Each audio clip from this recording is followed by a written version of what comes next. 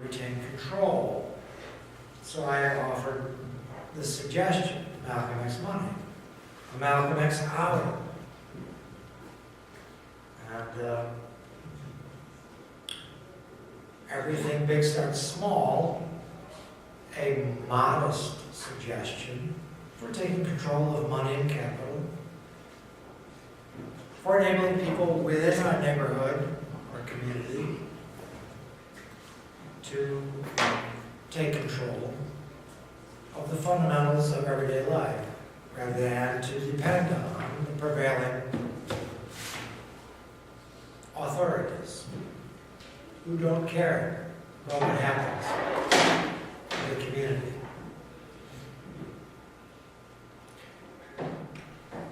I would be happy to speak with you further about the specific nuts and bolts of inserting, expanding, promoting local currency as an alternative for economic strength within the neighborhoods in Champaign-Urbana that are most left behind.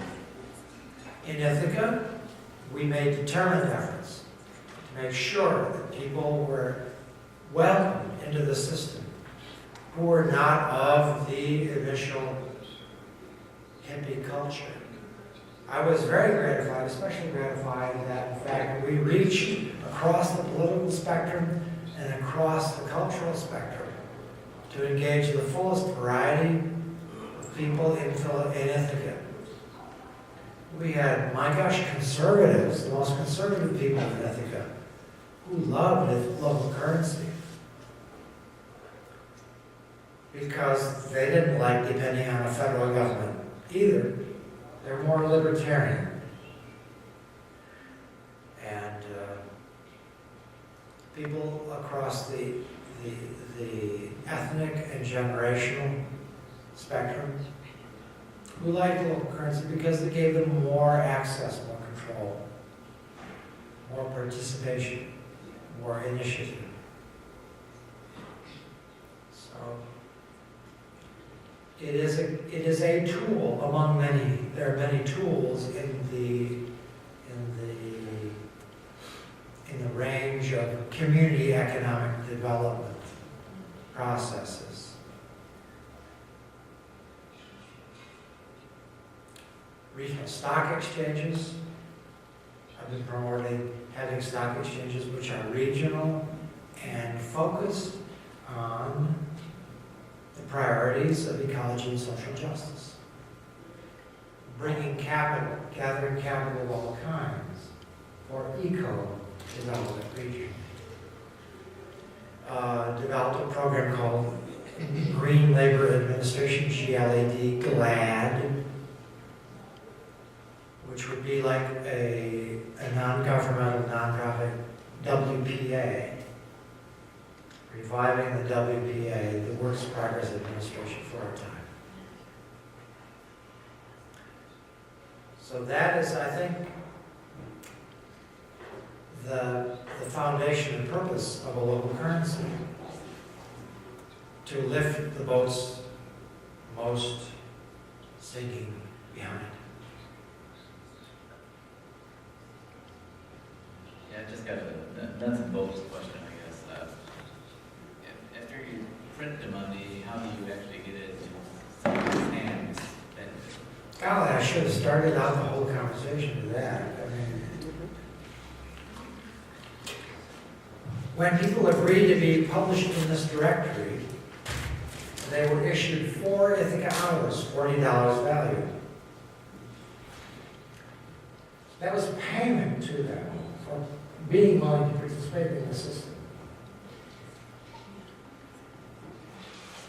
They were not given the money, which suggests a random distribution. We were creating the credibility of the money, a contractual connection. And secondly, when people reaffirmed their willingness to accept the money, after a year, they were issued an additional allotment of the money. Thirdly, The money was issued, as I said, as grants to community organizations, over 100 community organizations so far. Fourthly, the money was issued as loans without charging interest.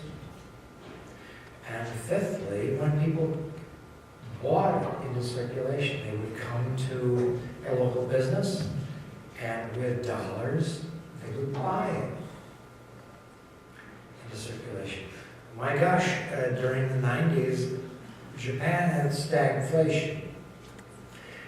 The banks of Japan could hardly give money away. People did not want to borrow money. There was no confidence in the economy sufficient.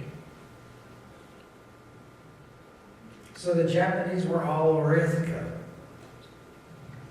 We had NGOs, we had government officials, we had academics, we had tourists in general, people in Japan, all over Ithaca, fascinated by local currency, and they bought Ithaca hours and took them back to Japan.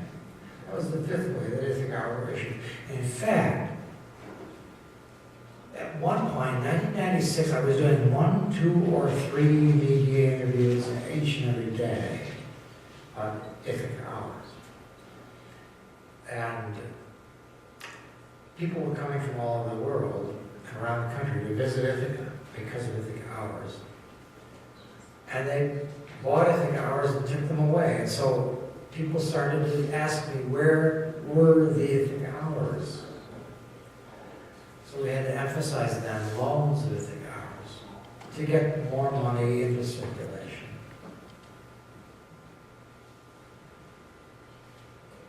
Please join me in thanking Paul for being with us today.